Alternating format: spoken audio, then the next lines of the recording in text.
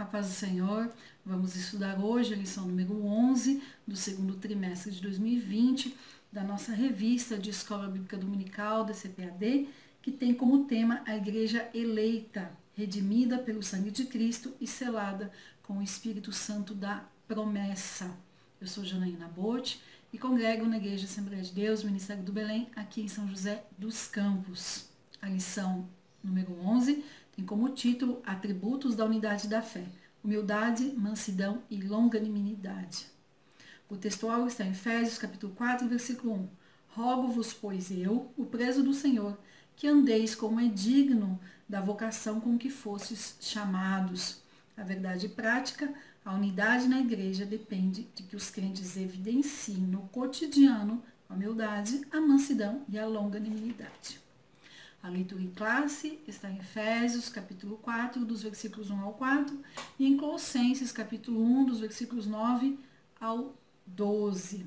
E eu te convido a pegar sua Bíblia, ou se preferir, um papel e caneta e anotar as referências que vamos citar para estar acompanhando ou lendo em outro momento. Depois de nós entendermos e estudarmos a carta aos Efésios durante 10 domingos, onde estudamos a formação da igreja eleita, desde que éramos gentios, separados de Deus, onde tinha uma parede de inimizade entre nós e Deus, entre os gentios e os judeus. Estudamos que fomos libertos do pecado para viver uma nova vida em Cristo. Estudamos sobre as incontáveis bênçãos de Deus, a edificação e o fundamento da igreja, o poder das orações intercessórias. Foram 2 lições sobre isso. Vamos hoje estudar, então, aprender sobre os atributos, as características que mantêm a Igreja de Cristo em unidade da fé. A unidade da fé, ela só é real, só é sólida se os seus membros andarem em humildade, com mansidão e em longanimidade. Então, vamos estudar hoje, então, esses 3 atributos que mantêm a Igreja de Cristo unida. Os dons espirituais que são distribuídos à igreja, eles contribuem para que a igreja cresça. A unidade da fé, ele ajuda que esse crescimento seja sólido, seja bem firme, seja saudável, principalmente. Para haver unidade, então, é preciso humildade. A primeira característica dessa unidade da fé que nós vamos estudar. E temos 2 tipos de humildade, então. Humildade diante de Deus, e lemos lá em 1 Pedro 5 e 6, humilhai-vos, portanto, sob a poderosa mão de Deus, para que Ele, em tempo oportuno, nos exalte. Sabemos que a humildade diante de Deus é de uma forma, e particularmente eu considero um pouco mais fácil essa humildade diante de Deus, porque Deus é majestoso, Deus é o Todo-Poderoso, onisciente, poderoso, é o que sabe de tudo, é o que faz todas as coisas, e somente por Ele estamos vivos. Mas tem também a humildade diante dos homens, e é essa humildade diante dos homens que nós vamos estudar brevemente hoje, e essa é que eu considero particularmente mais difícil. Para os pagãos e muitas pessoas da atualidade, humildade não é uma virtude, ou não era uma virtude, mas um ponto negativo, uma falha de caráter, uma fraqueza e até falta de amor próprio. Hoje, muitos entendem humildade como um atributo da pobreza, ignorância, no sentido de não saber das coisas, e falta de conhecimento, falta de acesso. Mas o nosso entendimento de humildade deve ser com base na Bíblia. E Cristo nos trouxe o conceito de humildade como virtude cristã, dando o seu próprio exemplo de humildade, como sendo uma boa característica, um atributo que nós devemos buscar e praticar. Em Filipenses 2 e 5, fala o seguinte: tende em vós o mesmo sentimento que houve também em Cristo Jesus. No versículo 7, fala assumindo a forma de servo, ou seja, Jesus veio para servir e não para ser servido. Quem é humilde como Jesus serve e não é servido. E no versículo 8, ainda em Filipenses 2, nós lemos o seguinte: assim mesmo se humilhou, tornando-se obediente até a morte e morte de cruz. Então, quem é humilde é obediente. Jesus dando o exemplo máximo de humildade. Em João capítulo 13, dos versículos 13 ao 15, nós vemos Jesus lavando os pés dos discípulos, o que na época era assim reservado para o servo, para o empregado de menor cargo numa casa, lavar os pés de quem entrava, de quem vinha da rua com os pés empoeirados e sujos das andanças do dia. Em Filipenses ainda, no capítulo 2, versículo 3, fala que nós devemos considerar os outros superiores a nós mesmos. E aqui é uma distinção muito séria. Muitas vezes ouvimos e até aprendemos que devemos tratar os outros como superiores a nós mesmos. Mas aqui Paulo, em Filipenses, vai mais fundo. Tratar é externo. Mas aqui ele fala para considerar os outros superiores a si mesmos. E considerar não é só a ação externa, mas é no coração. Então, considerar fala de intenção do coração. Eu tenho que sentir lá dentro os outros superiores a mim. Quando no meu coração eu trato os outros como superiores a eu mesma, então realmente vou tratá-los assim. Não é algo só externo, mas é algo que vem do coração. Considerando os outros. Vem do coração, vem de dentro, fala de intenção. E Filipenses 2 e 13, então, sobre considerar os outros superiores a nós, isso só é possível se nós não nos esquecermos que, em bom português, somos farinhas do mesmo saco. Somos todos pecadores, todos precisamos passar por Jesus para ter acesso ao Pai novamente. Não são os bens, não são cargos, dinheiro, conhecimento, classe social, cor de pele, que nos diferencia dos outros. Na verdade, Deus não faz acepção de pessoas. Para Deus somos todos iguais. E todas essas coisas que eu citei, bens, dinheiro, cargos, conhecimento, até classe social, cor da pele, cor do cabelo, tudo isso é passageiro. Tudo isso são coisas vãs desse mundo. Diante de Deus, nós somos todos iguais. E quando chegarmos na eternidade, teremos um novo corpo, um novo nome, será tudo diferente, tudo novo. E não teremos essas distinções que temos aqui na Terra.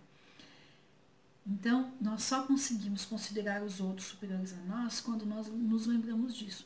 Quando estamos conscientes de que Deus nos olha como todos iguais. O que nos diferencia diante de Deus é os que servem a Deus e os que não servem a Deus. Somente isso. A pessoa humilde de coração, ela expressa a modéstia.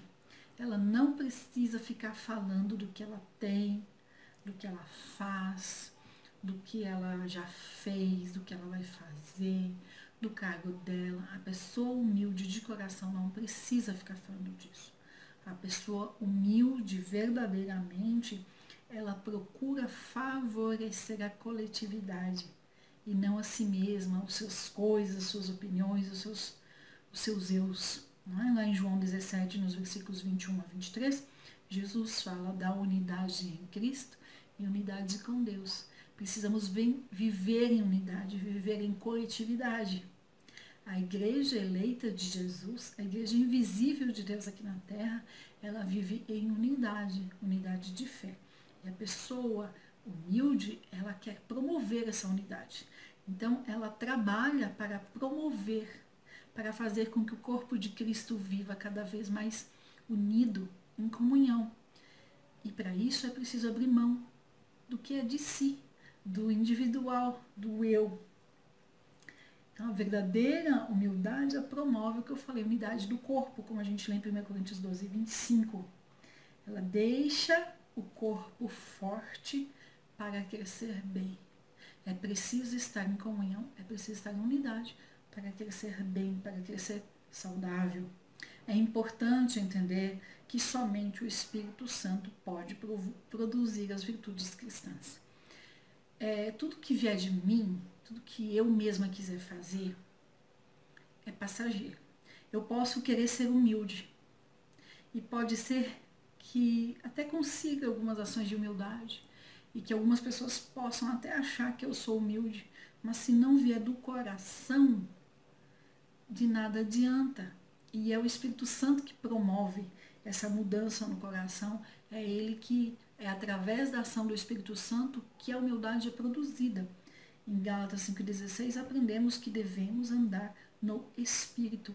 E aí quanto mais nós andamos no Espírito, mais nos afastamos das obras da carne, mais nós nos afastamos do eu, dos egoísmos, dos achismos. E é preciso andar no Espírito, é preciso viver no Espírito, é preciso estar bem enxertado na oliveira verdadeira para produzir humildade verdadeira. E quanto mais nós nos esvaziamos de nós mesmos, mais parecidos ficamos com Jesus. Em unidade, nós precisamos estar sempre melhorando até a eternidade. Nós estamos no processo de santificação. E é no atrito da areia que surge a pérola, ou seja, é no atrito da convivência com os irmãos da igreja que nós vamos melhorando. É nessa convivência, é nessa comunhão que estamos nos livrando de nós mesmos. E se buscarmos a Deus, se andarmos no Espírito, a humildade vai surgindo e vai crescendo em cada um de nós de forma individual e na igreja como um todo, em unidade. Em Mateus 5,3 nós lemos que bem-aventurados os humildes de espírito, porque deles é o reino dos céus. Então, a humildade é pré-requisito para a unidade da fé. Vamos então estudar o segundo atributo colocado aqui na lição para a unidade da fé. Para haver unidade é preciso mansidão. Com mansidão é que se promove a paz e a conciliação entre os irmãos. E a mansidão, assim como a humildade, também é produzida pelo Espírito. A mansidão é fruto do Espírito, conforme lemos em Gálatas 5:22. A mansidão, ela transmite uma ideia de ternura, de cortesia, de meiguice, de paciência. Quando falamos em mansidão, lembramos de Jesus, que disse a respeito de si mesmo lá em Mateus 11:29, aprendei de mim, que sou manso e humilde de coração. Então, tanto humildade como mansidão é possível ser aprendido sim. Só que a prática verdadeira, aquela mansidão, aquela humildade que origina lá do coração e que vai fazer parte do estilo de vida da pessoa, que vai fazer parte da pessoa, característica da pessoa, ela só é possível através do Espírito Santo. Por nós mesmos, nós conseguimos aprender algumas ações, mas nós não conseguimos produzir isso lá de dentro, vindo da alma, somente o Espírito Santo. A mansidão, ela é consequência da humildade. Quem é manso não se precipita, é controlado. E Jesus colocou as duas coisas juntas, né? Manso e humilde. E principalmente Jesus falou manso e humilde de coração, ou seja, é preciso vir de dentro. Não são só ações, não é só um comportamento externo que vai mostrar que nós somos mansos ou que somos humildes. Moisés de Jesus foi reconhecido como o homem mais manso da terra. Nós lemos isso lá em Números 12:3. Era o varão Moisés muito manso, mais do que todos os homens que havia sobre a terra. E essa reputação de Moisés só se deu por conta de que Moisés, no deserto já, levando o povo hebreu, ele não revidou e nem guardou rancor nas vezes que foi atacado pessoalmente, como a gente lê no próprio capítulo 12 de Números. Moisés, lá atrás, né, nos seus primeiros anos de vida, ele não era manso como aqui em Números 12. Ele desenvolveu isso, andando em espírito, andando com Deus.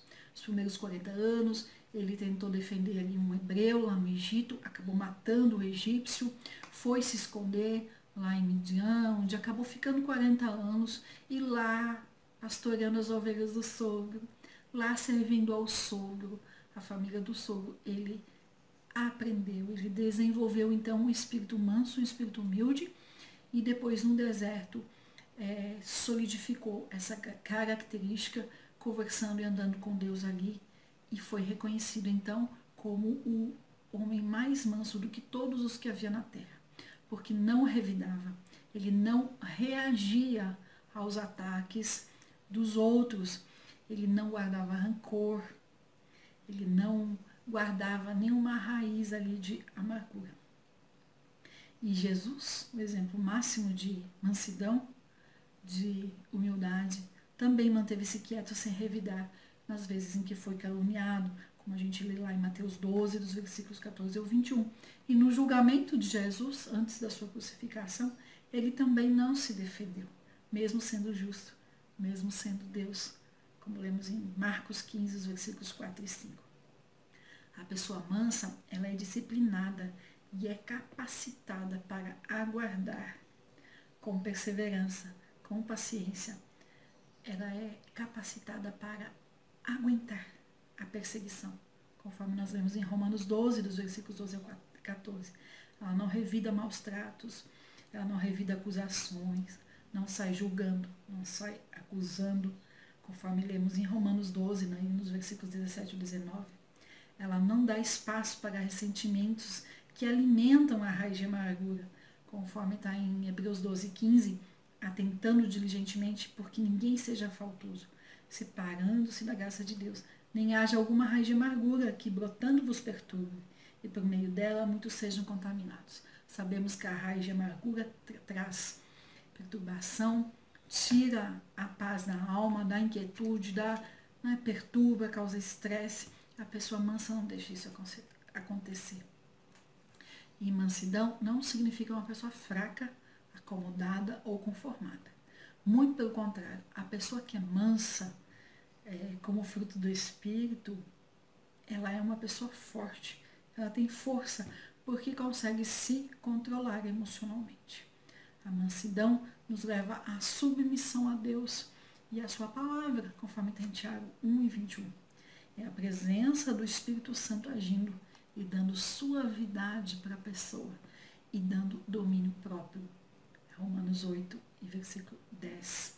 A pessoa mansa ou os mansos de coração são citados lá no Sermão do Monte, Mateus 5 e 5. Bem-aventurados os mansos, porque herdarão a terra. E no versículo 9 fala, bem-aventurados os pacificadores, porque serão chamados filhos de Deus. A pessoa que é mansa, ela provoca, ela contribui, colabora para a conciliação entre os irmãos, conciliação entre as pessoas, e busca promover a paz nas circunstâncias mais adversas possíveis. Nos conflitos, é a pessoa mansa, é a pacificadora que vai e consegue acalmar os ânimos e promover a paz. Em 1 Pedro 2 e 23, falando de Jesus, Pedro escreve o seguinte, pois ele, quando ultrajado, não revidava com ultraje, quando maltratado, não fazia ameaças, mas entregava-se àquele que julga retamente. Então, enquanto Jesus era maltratado, ele mantinha-se manso, mantinha-se quieto, mantinha-se humilde e entregava toda aquela situação nas mãos de Deus, que é quem julga retamente, que é quem julga com justiça. E no tempo certo, toma a atitude. Não somos nós que devemos reagir, não somos nós que devemos vingar. Precisamos aprender a ser mansos e humildes como Jesus. A pessoa que é mansa, ela busca promover a conciliação. E a forma de promover a conciliação é gerando perdão. É procurando que as partes se perdoem, se entendam. O perdão é o meio mais rápido, verdadeiro e duradouro de conciliação, conforme está em 2 Coríntios 2 e 10. Se nós tivéssemos mais conciliadores, mais pessoas mansas entre nós, os conflitos iriam diminuir consideravelmente, se até não sumiriam por completo. Em 1 Coríntios 1 e 10, Paulo escreve, rogo-vos, irmãos, pelo nome de nosso Senhor Jesus Cristo, que faleis todos a mesma coisa, e que não haja entre vós divisões, antes sejais inteiramente unidos na mesma disposição mental e no mesmo parecer. Paulo ensinando então que devemos buscar a unidade, falando a mesma coisa, unidos, com disposição mental no mesmo parecer, na mesma fé. É a unidade da fé que vai promover a verdadeira união e comunhão da Igreja de Cristo. Em Romanos capítulo 14, versículo 5, Paulo nos ensina que nossas opiniões são nossas. Ele escreve assim: um faz diferença entre dia e dia, outro julga iguais todos os dias. Cada um tem a opinião bem definida em sua própria mente, ou seja, guarda a sua opinião dentro da sua cabeça. Dos versículos 1 até o 12, Paulo vai falando então sobre não discutir opiniões, não precisamos discutir opiniões, não precisamos ficar defendendo nosso ponto de vista, mas devemos acolher o outro e estarmos cientes de que somos do Senhor. E sendo do Senhor, se comemos, quer vivamos, quer morramos, é tudo para o Senhor. E se Jesus se esvaziou de si mesmo, conforme Filipenses 2:7, quem sou eu para me encher de opiniões e sair julgando um e outro, e promovendo atrito, e promovendo divisão, e promovendo conflito no meio do povo de Deus? Temos sim que ser mansos, conciliadores, e buscar promover a paz entre nós, entre os irmãos, no meio da igreja eleita de Jesus. Nós somos diferentes uns dos outros, temos personalidades diferentes. Uns falam mais, outros falam menos, uns são fleumáticos, outros coléricos, sanguíneos. Mas, se estivermos submissos a Deus e a sua palavra, viveremos em unidade, baseados no amor, alicerçados em Jesus. Somos diferentes porque viemos de diferentes classes sociais, de culturas diferentes, de educação diferentes, de pais diferentes. Somos diferentes por muitos motivos, mas diante de Deus somos iguais e devemos, baseados no amor e alicerçados em Jesus, buscar viver em paz. A começar de nós com quem vive ao nosso redor. E ir crescendo, levando isso para a igreja, para a unidade de Cristo, para a unidade da fé. Como igreja eleita, nós temos o compromisso, se não, posso dizer até dever e responsabilidade, de crucificar a nossa carne e andar em espírito. Buscar ser manso, buscar ser humilde. Eu sei que para alguns isso é mais fácil, de acordo com a personalidade, com o jeito que a pessoa foi criada, para outros é mais difícil, mas todos temos que buscar essa virtude produzida pelo Espírito Santo. Pode ser que para uns seja mais fácil ser manso, para outros pode ser que seja mais difícil. Cada um de nós tem uma característica e tem uma função, mas todos devemos buscar viver, ser como Jesus, manso e humilde de coração. E por fim, a terceira característica, o terceiro atributo estudado na lição de hoje: para haver unidade é preciso longanimidade para o exercício do perdão. Essa palavra é grande, longanimidade, tem o sentido de paciência, de tolerância, de ser constante. Nós vemos isso em 1 Pedro 3:20 e 2 Pedro 3:9 também fala: não retarde o Senhor a sua promessa, como alguns a julgam demorada. Pelo contrário, ele é longânimo para conosco, não querendo que nenhum pereça, senão que todos cheguem ao arrependimento. Se Deus é longânimo conosco, nós também devemos ser longânimos com nossos irmãos. Quando pensar em longanimidade, pense num longo ânimo, no sentido de demorar para reagir. É demorar para dar o troco, é demorar para falar alguma coisa, esperar o tempo certo, esperar a hora certa. E nessa espera, muitas vezes, as coisas se acalmam, as coisas se resolvem, a poeira baixa. Não precisamos falar, não precisamos dar opinião em tudo.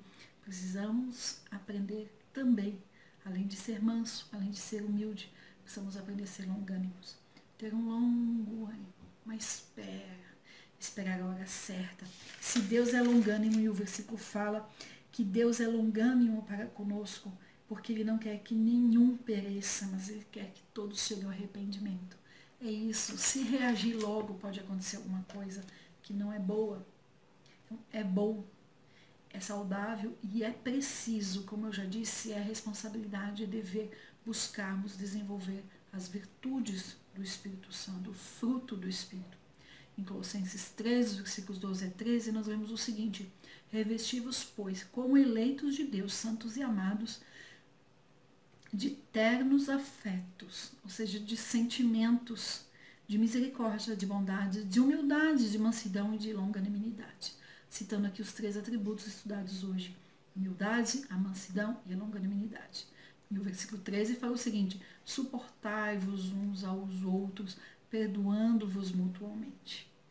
Então é preciso esperar, ser longânimo e nos suportar uns aos outros e nos perdoar mutuamente. O final do versículo 13 fala: assim como o Senhor vos perdoou, assim também perdoai vós. Longânimo, longanimidade é aspecto também do fruto do Espírito, conforme lemos em Gálatas 5:22.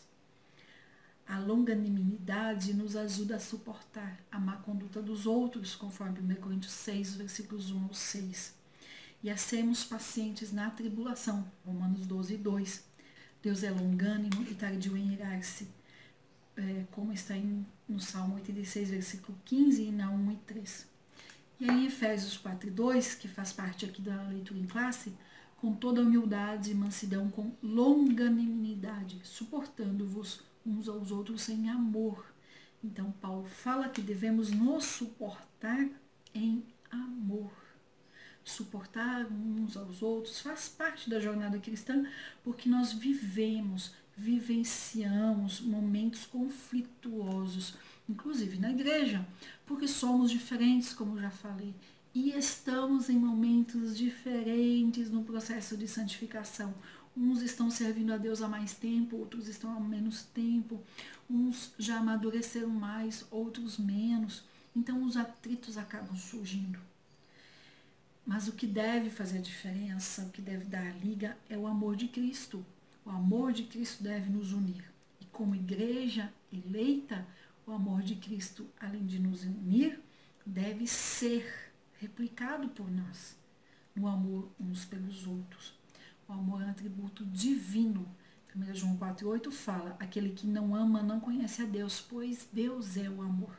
E o versículo 11 fala assim: amados, se Deus de tal maneira nos amou, devemos nós também amar uns aos outros. Então nós devemos replicar, nós devemos imitar, devemos ter como exemplo o amor de Cristo por nós e amar do mesmo jeito o nosso próximo, amar do mesmo jeito um ao outro, uns aos outros. O amor é também aspecto do fruto do Espírito e, na verdade, o amor é que dá a base ao fruto do Espírito, aos outros 8 aspectos, como já citei em Gálatas 5:22. E em Mateus 7:22, Jesus nos ensina que devemos tratar os outros como gostaríamos de ser tratados. E queremos ser tratados bem, queremos ser tratados com amor, então vamos amar e vamos tratar os outros bem. Em 1 Pedro 22, nos fala que devemos amar uns aos outros com o coração puro. Então, para ser humilde, nós temos que nos esvaziar de nós. Quando nós nos esvaziamos, tiramos os nossos achismos, o nosso egoísmo, todas as nossas opiniões, os nossos sentimentos, as nossas coisas pessoais, vamos nos esvaziando e vamos nos enchendo de Jesus, o nosso coração vai se tornando puro e aí podemos amar uns aos outros sem esperar nada em troca, sem querer retorno, sem querer algo, sem querer ser amado também, simplesmente amar como Jesus amou e perdoando como já fomos perdoados. E já nos encaminhando então para o encerramento dessa lição de hoje, a humildade, ela fortalece a unidade da igreja. A mansidão concilia os conflitos e a longanimidade suporta os erros uns dos outros. Então a aplicação da lição de hoje é nisso, fortalecendo a unidade da fé com a humildade, conciliando os conflitos através da mansidão e nos suportando as falhas, as fraquezas, os erros uns dos outros através da longanimidade. E assim, dessa forma, o nome de Jesus é glorificado e nós avançamos na santificação rumo à eternidade com Deus. Eu espero que essa lição tenha sido proveitosa para você, tenha sido bênção, e se foi, curta e compartilhe, nos ajudando a propagar as boas novas de Jesus, a propagar a palavra de Deus. Tenha uma boa semana, Deus abençoe e até a próxima.